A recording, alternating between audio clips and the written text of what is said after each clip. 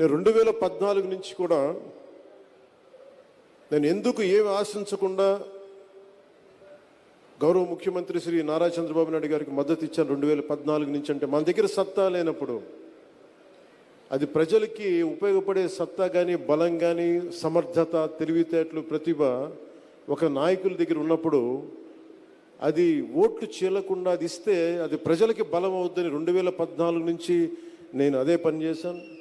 2024 కూడా ఎందుకు ఇంత బలంగా ఉన్నానంటే ఆయనే కనుక ఈ రోజున అధికారంలో కనుక ముఖ్యమంత్రిగా లేకపోయి ఉంటే ఈ రోజున P4 పాలసీ జీరో పావర్టీ బయటకు వచ్చేది కాదు. ఈ రోజున అప్పుల్లో కూరుకుపోతున్న రాష్ట్రాన్ని దిశానిర్దేశం చేస్తే దాన్ని బయటపడగి వేయగలిగే సత్తా ఉన్న శక్తి సరిపోయేది ఇంకెవరికీ కాదు.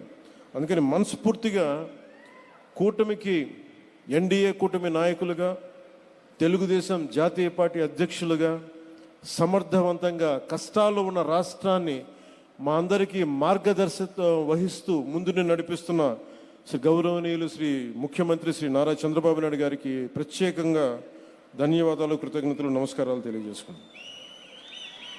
ప్రపంచవ్యాప్తంగా ఉన్న తెలుగు ప్రజలందరికీ ప్రతి ఒక్కరికి ఉగాది పర్వదిన శుభాకాంక్షలు తెలియజేసుకున్నాను. మీకు కూడా.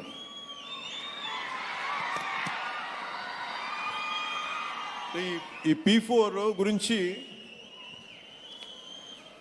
నాకేమనిపిస్తుంటే P4 అంటే డబ్బులు ఇచ్చేయడం అందరికీ ఒక ఆలోచన ఉంటుందేమో. P4 అనేది చాలా చాలా కీలకమైనది. ఇది ప్రభుత్వం ఉంటుంది, పబ్లిక్ ఉంటుంది, అలాగే ప్రైవేట్ వ్యక్తులు ఉంటారు. అలాగే ఇవన్నీ ఇంతమంది కలిస్తేనే పార్ట్నర్షిప్. ఇది ఇప్పుడు ఈ మనకి దీంట్లో చాలామందికి సగటు మనిషికి ఇక్కడున్న వేదిక పైన ఎవరు కూడా చల్మలశెట్టి సునీర్ గారు కావచ్చు, గోయంక గారు కావచ్చు, లేదంటే మన కృష్ణారెడ్డి గారు కావచ్చు, గౌరవ ముఖ్యమంత్రి నారా చంద్రబాబు నాయుడు గారు కావచ్చు, వేదిక పైన పెద్దలు ఎవరైనా ఉండొచ్చు, ఇక్కడ ఉన్న చాలామంది విశిష్ట అతిథులు కావచ్చు, ఐఏఎస్ అధికారులు ఉండొచ్చు. ఎవరికైనా సరే చదువుకునే సమయంలో ఎదుగుదామనే సమయంలో అందరూ చిన్న గ్రామాల నుంచి వచ్చిన వాళ్ళే, చిన్న చిన్న రాష్ట్రాల మారుమూల కుగ్రామం నుంచి వచ్చిన వాళ్ళే. కానీ వాళ్ళకి ఏముంటుందంటే ఎవరో ఒకరు సలహా ఇచ్చేవాడు కావాలి. ఏదైనా నాకు అవుదాము, ఏదన్నా నా జీవితం మెరుగుపడాలి అంటే సలహాలు ఇచ్చేవాళ్ళు కావాలి. అది ఒకసారి మాట అవ్వచ్చు, లేదంటే ఒకసారి ఒక చిన్నపాటి ధన సహాయం కావచ్చు, లేదంటే చిన్నపాటి ఒక మాట సహాయం కావచ్చు. ఇవన్నీ వ్యక్తులుగా అందరం చేస్తాం. కానీ దీన్ని ఒక ప్రభుత్వ కార్యక్రమంగా దీన్ని చేపట్టినందుకు మనస్ఫూర్తిగా ముఖ్యమంత్రి గారికి మనస్ఫూర్తిగా నా అభినందనలు, ధన్యవాదాలు తెలియజేసుకుంటున్నాను. ఈ ఉగాది మన రాష్ట్ర అభివృద్ధిలో ఒక చారిత్రాత్మక రోజుగా నిలిచిపోతుంది. స్వర్ణాంధ్రప్రదేశ్ 2047 లక్ష్యాన్ని చేరుకునే దిశగా పేదరికాన్ని పూర్తిగా నిర్మూలించేందుకు జీరో పావర్టీ P4 పాలసీ అనే ఈ గొప్ప కార్యక్రమాన్ని ప్రారంభిస్తున్నందుకు మనస్ఫూర్తిగా ధన్యవాదాలు తెలియజేస్తున్నాను.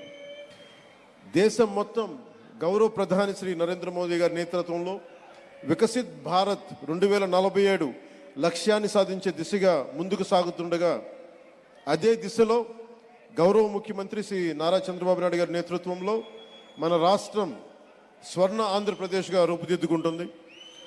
ముఖ్యంగా 10 సూత్రాలు ఒక ముఖ్యమైన సూత్రంగా జీరో పావర్టీ నెరవేర్చేందుకు ఈ P4 పాలసీ అమలులోకి వచ్చింది.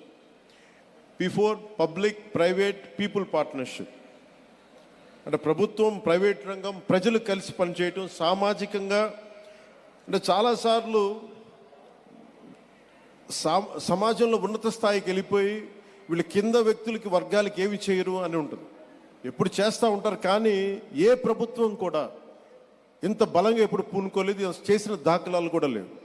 వ్యక్తులు చేస్తుండొచ్చేమో, కానీ దీనిని ఒక ప్రభుత్వం నుంచి ఇలాంటి పథకానికి శ్రీకారం చుట్టినందుకు మనస్ఫూర్తిగా శ్రీ గౌరవ ముఖ్యమంత్రి శ్రీ నారా చంద్రబాబు నాయుడు గారికి మనస్ఫూర్తిగా వారికి హ్యాట్స్ ఆఫ్ తెలియజేస్తాను. ఎందుకంటే 90స్లో అంటే ఒక నాయకుడు, ఒక పొలిటికల్ లీడర్ వచ్చే ఎన్నికల గురించి ఆలోచిస్తాడు. కానీ ఒక నాయకుడు, ఒక నిజమైన ఒక విజనరీ లీడరు వచ్చే తరం కోసం ఆలోచిస్తారు. అలాంటి వచ్చే తరం కోసం ఆలోచించగలిగే నాయకులే కాబట్టి ఈ రోజున గౌరవ ముఖ్యమంత్రి శ్రీ నారా చంద్రబాబు నాయుడు గారు వెంట మేము ఎందుకున్నాం, మేమందరం ఎందుకున్నామంటే ఒక తరం కోసం ఆలోచించగలిగే వ్యక్తి.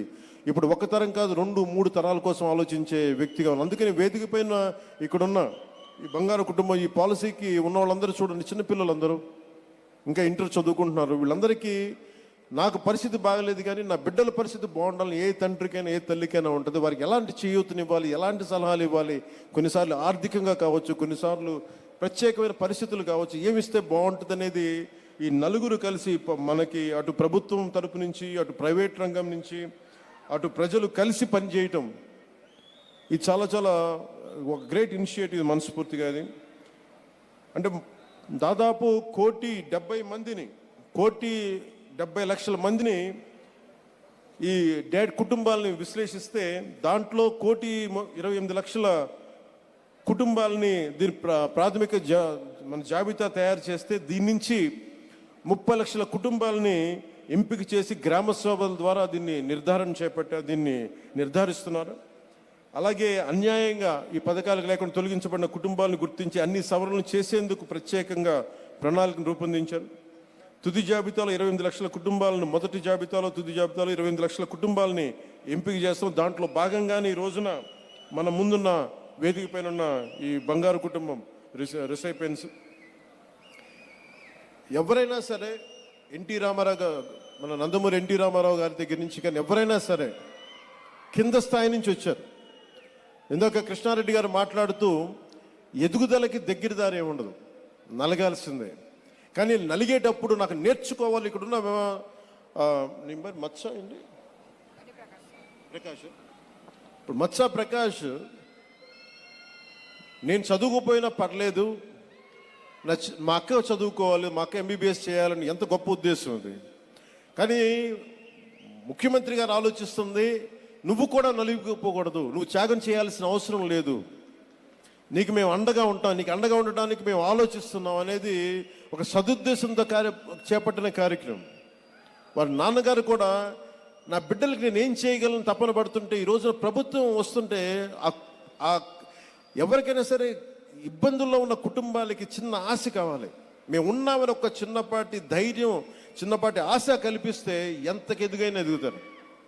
నేను కూడా నేర్చుకోవాలనుకుంటున్నప్పుడు చెప్పేవాళ్ళు ఎవరన్నా లేరే, మనకి తెలివితేటలు మరి ఇట్లా ఇల్లురా అని చెప్పేవాళ్ళు ఎవరు లేరే అంటే, ఆ రోజున కనుక మనకి ఎదిగే వయసులో సరైన మార్గనిర్దేశం అంటే దిశానిర్దేశం చేయగలిగే వ్యక్తులు ఉంటే చాలా అద్భుతమైన ఫలితాలు సాధించగలం. గౌరవ ముఖ్యమంత్రి గారు కూడా చాలా చిన్న స్థాయి నుంచి వచ్చిన వ్యక్తి. పదే పదే మాకు క్యాబినెట్ మీటింగ్స్లో చెప్తూ ఉంటారు, మాకు సరైన నీళ్ళ అవకాశాలు ఉండేవి కావు, రోడ్ల అవకాశాలు ఉండేవి కావు. ఆయన చెప్పిన దాంట్లో పబ్లిక్ ప్రైవేట్ ఈ పార్ట్నర్షిప్ ముందు నుంచి కాదు, ఆయన చిన్నప్పటి నుంచే ఉందని దాని మాటల ద్వారా తెలిసింది.